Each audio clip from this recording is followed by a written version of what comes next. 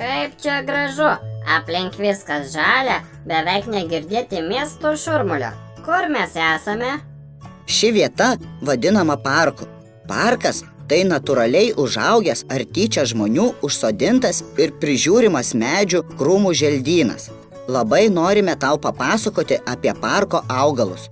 Medžiai tai aukšti ilgaamžiai augalai su medėjusiu stiebu, dar vadinamu kamienu. Pavyzdžiui, ąžuolas gali sulaukti net 600 ir daugiau metų. Medžiai turi šaknis, kuriomis įsitvirtina žemėje, iš jos siurbia vandenį ir joje ištirpusias maistingasias medžiagas. Virš žemės esančia medžio dalimi kamienu vanduo ir maistingosios medžiagos pernešamos aukštyn į šakas ir lapus. Šakos tai medžio kamieno atsišakojimai. Medžio dalis su šakomis vadinama vainiku. Ant medžio šakų augantys lapai gamina būtinas maisto medžiagas. Atidžiau pažiūrėjęs matau, kad vienų augalų lapai dideli ir plokšti, o kitų siauri lyg adatėlės.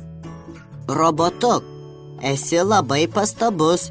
Visi medžiai ir krūmai yra skirstomi į lapuočius ir spygliuočius. Lapuočiai medžiai turi palyginti plačius, didelius ir plokščius lapus, kuriuos kasmet rudenį numeta, o pavasarį užsiaugina naujus. Spygliuočiai medžiai turi siaurus, panašius į adatą lapus, spyglius, kuriuos meta ištisus metus pamažėle, o ne visus iš karto.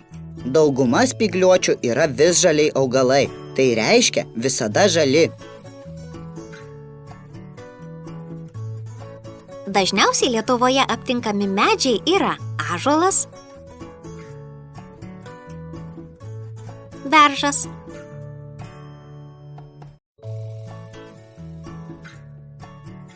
uosis,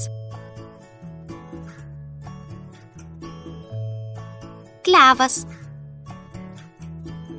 drebulė, eglė ir pušis. Ąžuolas, beržas, klevas, uosis ir drebulė yra lapuočiai medžiai. Eglė ir pušis turi spyglius, tai spygliuočiai medžiai.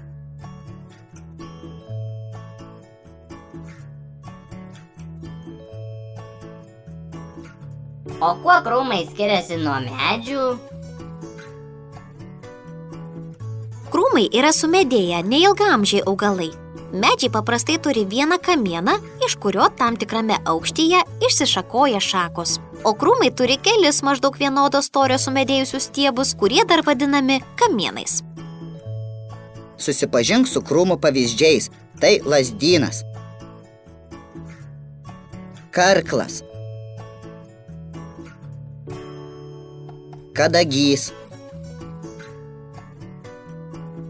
blindė, putinas,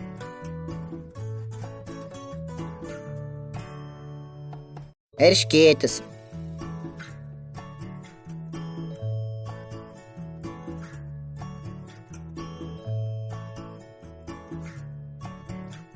Išklausęs jūsų pasakojimų sužinojau daug naujų dalykų. Medžiai ir krūmai yra sumedėję augalai. Medžiai turi vieną kamieną, o krūmai kelis. Medžiai ir krūmai gali būti lapuočiai arba spygliuočiai.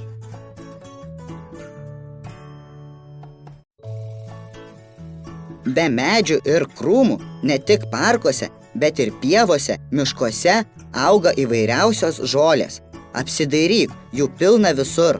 Žolė tai augalas, kurio virš žemės esanti dalis, stiebas, nesumedėjusi. Žiemą žolės dažniausiai sunyksta. Jos plinta daug greičiau nei sumedėję augalai ir yra prisitaikiusios augti net ir labai nepalankiose vietose.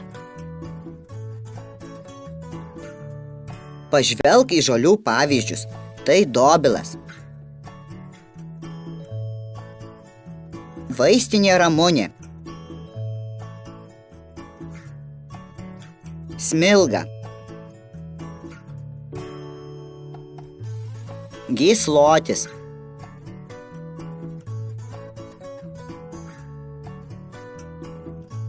Beveik kiekvieną augalą sudaro šaknis, stiebas, lapai ir žiedai. Ar aš teisus? Robotuk, tu teisus. Šaknis tai požeminė augalo dalis. Jomis augalas įsitvirtina dirvožemyje ir iš jo siurbia vandenį bei maistingasias medžiagas. Vanduo ir maistingosios medžiagos pernešamas stiebu arba kamienu. Lapas tai mitybos ir kvėpavimo organas. Žiedas tai augalų dauginimosi organas. Jam nuvytus išauga vaisius.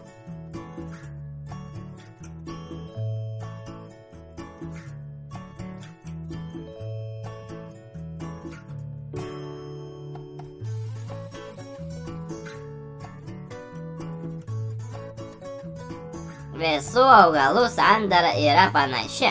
Ačiū už nepakartojamą dieną parke. Eime dar pasivaikščioti. Puiku!